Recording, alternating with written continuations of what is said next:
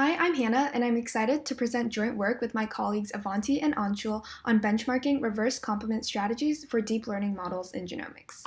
In this work, we are concerned with models that predict regulatory activity given DNA sequences as input. Our labels come from experiments that measure signals of regulatory activity.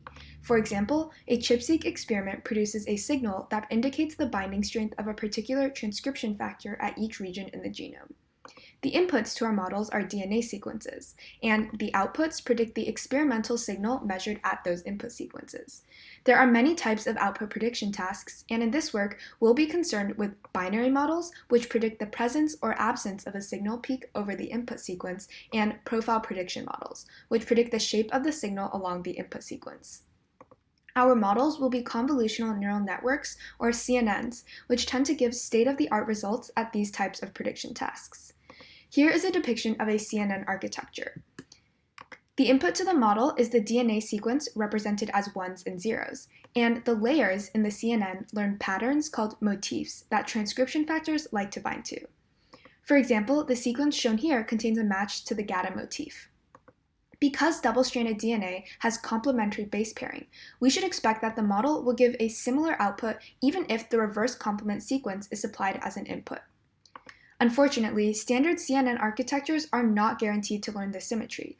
Although the model may have learned to detect the GATA motif in the forward orientation, it may not recognize it in the reverse complement orientation. This difference between strands can be quite large, even when the training dataset is augmented with reverse complement sequence, as shown in this scatter plot from a previous paper. Two strategies have emerged in the literature to guarantee reverse complement symmetry. The first strategy feeds both the forward and reverse complement versions of the input sequence through the same model, and combines the predictions to form the output. These are called conjoined or Siamese architectures. Note that the merging of output across forward and reverse complement strands can be performed either during model training or after the model has been trained, which we call a post-hoc conjoined model. So far, post-hoc conjoined models have not been benchmarked against trained conjoined models. The main drawback of conjoined models is that the convolutional layers must learn the forward and reverse complement versions of each motif as though they are two completely separate motifs. To address this, Srikumar et al. Proposed reverse complement parameter sharing, or RCPS, where the weights of every convolutional filter are paired with those of a new reverse complement filter, such that each filter recognizes the reverse complement of what its partner filter recognizes. This pairing extends to higher layers such that flipping filter activations along both the length and channel dimensions is equivalent to computing the filter activations on the reverse complement of the input. Formally speaking, RCPS models are equivariant under reverse complementation. RCPS has been used in multiple papers. However, so far, RCPS models have not been systematically benchmarked against conjoined models. In this work, we extend RC architectures to the task of signal profile prediction and run benchmarks on a variety of datasets.